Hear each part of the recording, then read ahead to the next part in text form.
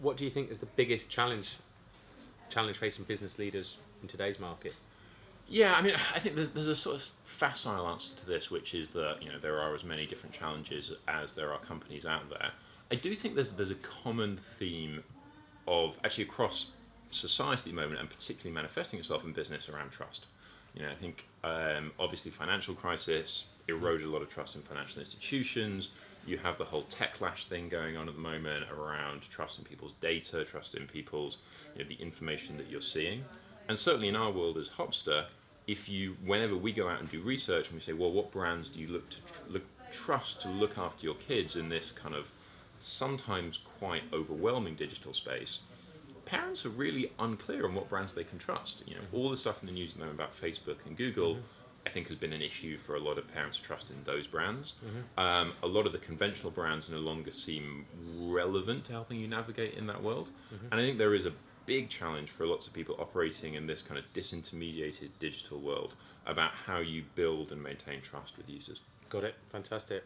What's the best piece of business advice you've ever received that you could share? So, and I guess one answer to this would be I once saw Tony Hawk, the skater, speak, and he actually has a couple of startup businesses. And while he was fundraising for one of them, he fell while skating and broke his pelvis. And he was describing in great detail how difficult it was to fundraise with a broken pelvis. So don't break your pelvis seemed very important advice. But I think a couple of people in Hopster have kind of encouraged me to think about the distribution side of business and of companies. And I think that's been really important. I think you sometimes have this kind of trope, particularly in startups, which is well, if you get the product right, everything else will follow.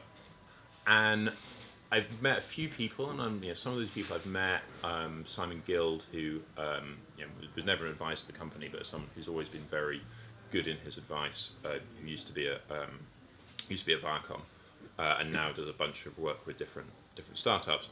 Was very strong on saying that you've got to really think through how your product fits into a distribution landscape, how it's going to go to market, how that structurally fits in with competitors, and who the gatekeepers are in that space. And I think that's really good advice. I think you see a lot of startups purely focus on product, get the distribution side or the go-to-market side wrong, and fail as a result. And I think that's something I'd really encourage everyone to think about. Good. I'm going to go back to the tattoo now, but tell us a little bit about the onboarding experience. What does it look like here at Hopster, and what's the experience for anyone who joins the company as an onboarding experience? So we, you can choose where you have your tattoo. Not everyone wants it on the forehead. We're fine with that, just prominently displayed. No, we try and do a few things. So we have one of the things we've invested in over time is trying to build up our kind of brand book and our culture document. So when you come in, we can tell you about the brand. We can tell you about why Hopster's important, to users, what we're trying to do that makes us different. I think that's important. I think we've found quite a lot of our onboarding is almost pre-joining by getting the right people. So we'll try and get people to meet a really good range of people before they join. We'll often get people to interview for their own bosses, so that you know who the person who's coming in to manage you. If there's a change in manager, you've got a good sense of them already, and the people who are coming to join us have met their team or team ahead of time as well.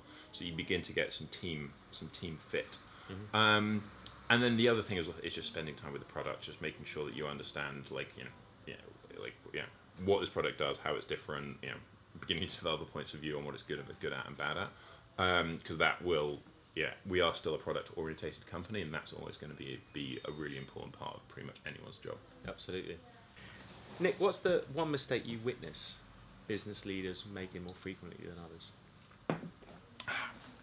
So, I think you see this mistake a lot, but the reason you see this mistake a lot is because it's one of the hardest judgment calls that I think you have to make as a leader. And that's being honest about your failures or what's not working and taking appropriate action. And I think where you often see people come unstuck is when you are yeah, and this is both at startups and at corporates, where you picked a path, you've invested in it, you're starting to get all that kind of sunk cost fallacy bias, and it's just not working. And you kind of keep doing it irrespective. You don't course correct, you don't step back and revisit your fundamental assumptions about where things are going. And you see that mistake in lots of fields. You see it with everything from hiring people to launching new products to market entry. The reason that I would say you see it is hard to, or you see the mistake often, or the reason it's hard, is because people.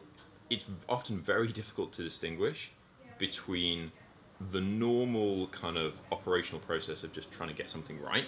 And yeah, sure, it's not quite working, but we can optimize it out over time and iterate it to success, and something that's just fundamentally flawed. And I'd say having the judgment and the toolkit to help you make those decisions is probably the most important kind of cross-domain thing that people can get right. And failing to have those things is common. Yeah, absolutely.